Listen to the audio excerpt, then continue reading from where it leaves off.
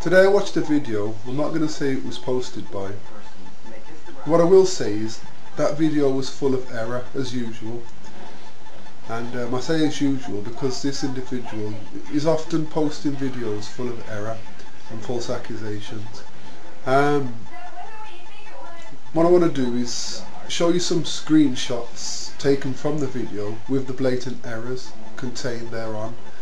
And I'm not going to go into any great detail, just state the obvious falsehoods or maybe misunderstandings that have been put forward in this person's video. The first one is a claim made by the video maker that the Israelites hadn't any knowledge of the Sabbath until Mount Sinai. I'll show you the video clip just to show you that I'm not talking rubbish basically.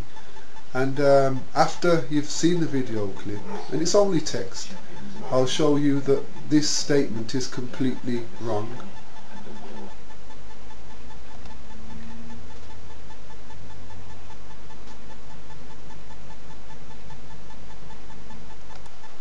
For the statement to be true, we shouldn't be able to find any scriptural evidence suggesting that the Israelite nation had a knowledge of the commandments prior to them being given at Mount Sinai.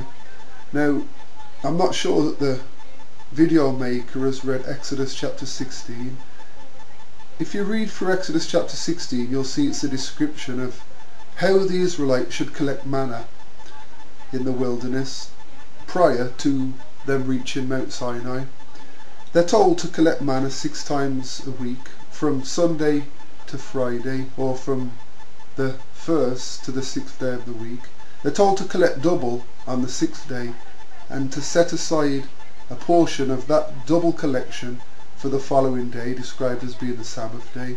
Now you'll see the Sabbath mentioned in verse 23, verse 25 and verse 26, but the verse that clinches it for me is verse 28, and that's the verse that I'm going to read. It says, "And the Lord said unto Moses, How long refuse ye to keep my commandments and my laws?" Quite clearly, the Israelite nation had a knowledge of the commandments before they were given to them as a reminder at Mount Sinai.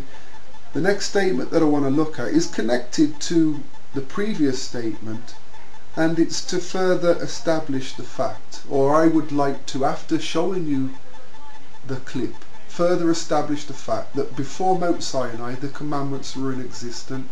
They had to be. So have a look at the statement. I'll put it on screen for a few seconds, and then after I'll show you from scripture that the statement isn't true.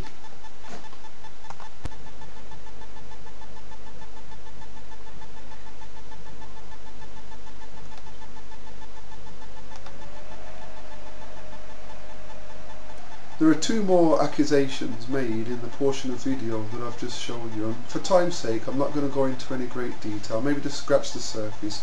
A little description of why I believe the accusations are false. The first accusation is that SDAs never quote the 10 Commandments from Deuteronomy. Now, how many people actually do quote the 10 Commandments found in Deuteronomy? I would say most people, if not all people I've spoken to about the commandments, quote the commandments from Exodus chapter 20. Now, believe it or not, SDAs do quote the commandments found in Deuteronomy, but they tend to quote the one in Exodus, or the description of them found in Exodus, because it's the most popular one.